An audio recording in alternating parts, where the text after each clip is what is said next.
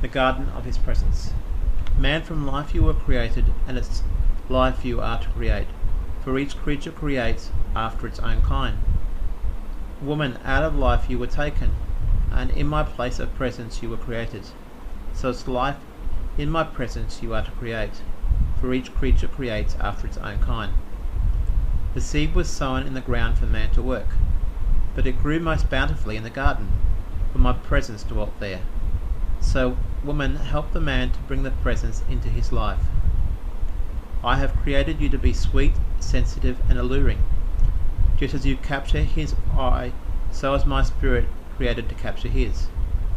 But with all things there is a price to be paid.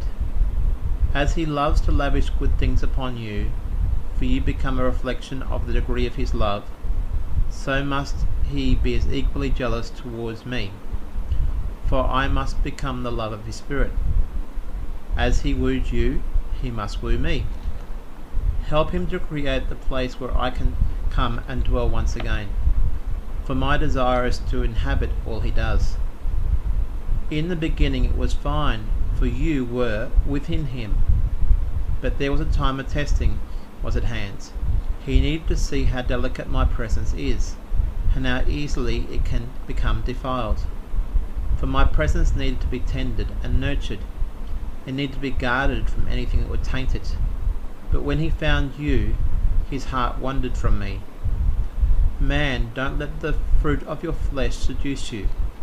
Though it may be good to your eye, it can bring a barring from the place where I have placed you.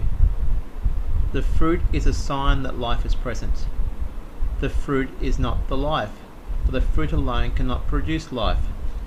It must first be planted in the soil, for the soil provides the conditions for the seeds to grow. You see, the fruit of the tree of the knowledge of good and evil was partaken of by the man, and he allowed the life of it to become part of his life. As a consequence, his soul or sense realm outgrew his spirit realm. What was created to bring him into my presence now overwhelmed him. He had desires he did not know how to control, or the power to control, for the spirit is to reign over the soul. The sense realm makes you aware of my beauty, but with the spirit you worship me. To keep man in the presence would have certainly brought forth death. So I was left with no choice but to bar him from the dwelling place of my presence. Now man, if you once again desire to enter that place, look at how a good wife loves to prepare a place of beauty and peace to enjoy time with you. For I see intimacy as a woman sees intimacy. I don't need to be conquered, I need to be wooed. I need to be invited. I need to be valued. I need to know there is no other but me. Once I am there, I need you to listen to me. I need you to meet my desires. For the more that you meet my desires, the more time I will desire to spend with you in that place. For in that place you will find rest.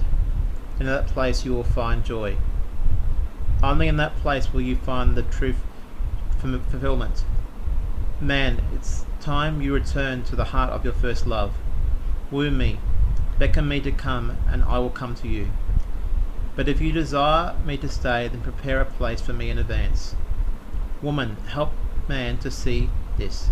Keep your hearts pure, remain chaste, serve only me. Worship with all your heart, and with all your being be free. Man, you are to lead, you are to prepare the soil, so lead the way. Use the giftings that you have been given for my glory, and as you do, your praises will rise like sweet incense towards me, and the atmosphere will be changed. Let this place of worship become the highest place of intimacy. Let the praise and worship that comes forth be the praises and worship that comes forth from me. Draw me out of the heavenlies, and my attending angels will come with me. No longer desire just to see them, but desire to see me, for I will make myself manifest when your heart is fully towards me.